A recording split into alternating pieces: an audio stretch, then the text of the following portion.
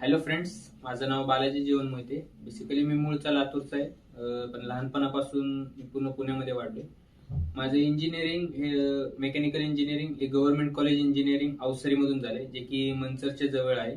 तर 2024 मध्ये माझं जेव्हा इंजिनिअरिंग कम्प्लीट झालं तेव्हा मी टाटा मोटर्समध्ये ॲज अ अप्रेंटिसशिप ट्रेनी म्हणून जॉईन झालो. तिथे मी क्वालिटी डिपार्टमेंटमध्ये होतो फॉर द ईव्ही व्हेकल्स, जे काही चॅसिस सबसिस्टम असतं त्याच्या क्वालिटी इन्स्पेक्शनसाठी.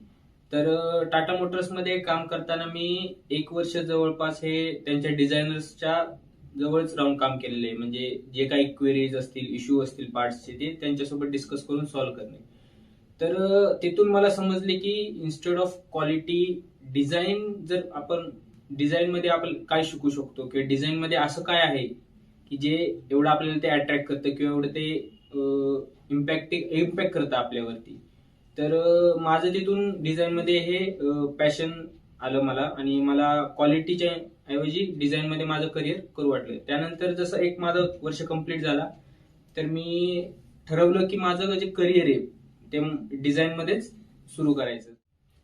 आणि दुसरी गोष्ट सांगायची झाली तर जेव्हा मी टाटा मोटर्स सोडलं आणि म्हणलं की बाबा आपण एक इंटरव्ह्यू देऊन बघू डिझाईन इंजिनियर, म्हणजे मी तेव्हा डिझाईन इंजिनियरचा इंटरव्ह्यू दिला. त्याच्यामध्ये भरपूर अशा टर्म विचारल्या की जे ते डिझाईन इंजिनियरसाठी युजफुल असतात, पण तेव्हा मी त्याला आन्सर नाही करू शकलो, की कारण की मला असं वाटलं होतं की फक्त एक डिझाईन इंजिनियर म्हणजे कॅडच्या गोष्टी विचारतील, पण तसं नव्हतं. तिथे भरपूर साऱ्या अशा गोष्टी विचारल्या, टेक्निकल टर्म्स विचारले जे की मला आले नाहीत.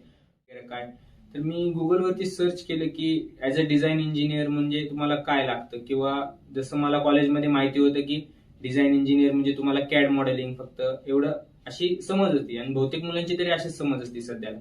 आणि जसं मी सर्च केलं की बेस्ट अकॅडमी कुठे भेटेल मला गुगलवरती, तर मला कॅड इन फील्ड हे नाव गुगलवरून समजलं. मी इन्क्वायरी केली. जसं मी पहिले इन्क्वायरी केली तसं मला समजलं की डिझाईन इंजिनियर हे फक्त कॅड मॉडेलिंग पुरतं नसतं.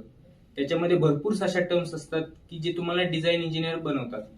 तर हे ऐकून मी तिथे पहिले इम्प्रेस झालो. नंतर मग मी कॅड इन फील्ड जेव्हा जॉईन केली तेव्हा मला वाटले की पहिल्या दिवसापासून आपल्याला कॅड मॉडेल सॉफ्टवेअर शिकवले जाईल.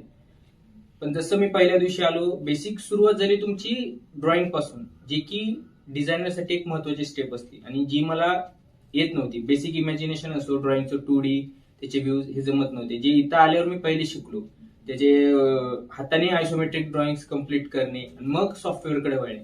दुसरी गोष्ट मला इथे समजली की फक्त तुम्हाला कॅड येऊन इनफ नसतं डिझाईन इंजिनियरला. त्यासाठी डिझाईन कॅल्क्युलेशन्स, एक थिंकिंग लागते, जे मला इथे पूर्णपणे समजली.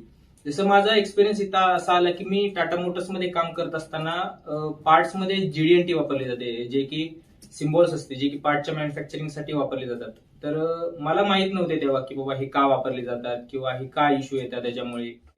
पण इथं आल्यानंतर या पूर्ण 6 महिन्याच्या जर्नीमध्ये त्या जे काही नॉलेज सरांनी मला दिलं त्या गोष्टीचं प्रिपरेशन, त्यासोबतच वेगवेगळ्या इंटरव्ह्यू मध्ये जसं की आपण म्हणतो की ठीक आहे बाबा इंटरव्ह्यूची तयारी काय, आपण टेक्निकल वाचलं आणि इंटरव्ह्यू आपण क्लिअर करू शकतो, पण तसं नाही. तुमच्यामध्ये जे एक स्किल्स लागतं, एक प्रेझेंटेशन स्किल लागतं, की तुम्हाला ज्या गोष्टी माहिती आहेत तुम्ही त्या इंटरव्ह्यूवरला किती चांगल्या प्रकारे सांगू शकताय, किंवा तुम्ही त्याला किती चांगल्या प्रकारे त्याचं उत्तर देऊ शकता, यावर पण तुमचे डिपेंडेंट असते की तुम्ही किती त्यांच्यासाठी युजफुल आहात, किंवा किती कॅलिबर आहात, किंवा तुमच्याकडे किती नॉलेज आहे त्यांना समजून येतं. तर या 6 महिन्याच्या जर्नीमध्ये मला टेक्निकल नॉलेज सोबतच हे जे काही प्रेझेंटेशन स्किल्स आहेत, सॉफ्ट स्किल्स आहेत, याच्यात माझी डेव्हलपमेंट झाली, जे की इथे वेगवेगळ्या ऍक्टिव्हिटीज होतात, एचआर ऍक्टिव्हिटीज, त्याच्या थ्रू याच्यात माझी डेव्हलपमेंट झाली. आणि जी काही प्रत्येक मुलामध्ये एक जवळपास समोर येऊन प्रेझेंटेशन करण्याची एक भीती असती, आणि ती माझ्यातही होती, जी की या सगळ्या ऍक्टिव्हिटीजमुळे, मेन जीडीमुळे किंवा ऍक्टिव्हिटीज असतात तिथे भरपूर, ज्याच्यामुळे ही माझी भीती कमी झाली. आणि मी आता असं आहे की एखादा टॉपिक मला दिला तर मी एकदम चांगल्या प्रकारे तो सर्वांसमोर प्रेझेंट करू शकतो. आणि ह्या सगळ्यांचा वापर करून मी माझा जो रिसेंट झालेला इंटरव्ह्यू दिला आणि तो एक चांगल्या प्रकारे क्रॅक केला, ज्याच्यामुळे मला एका रेप्युटेड एमएनसी मध्ये माझी प्लेसमेंट झाली ऍज अ डिझाईन इंजिनियर म्हणून. तर या सगळ्या गोष्टीचा मला इथे फायदा झाला, जो की मला असं वाटते की प्रत्येक मुलासाठी ज्याला ऍज अ डिझाईन इंजिनियर म्हणून त्याचं करिअर करायचं ते त्याच्यासाठी महत्वाचं.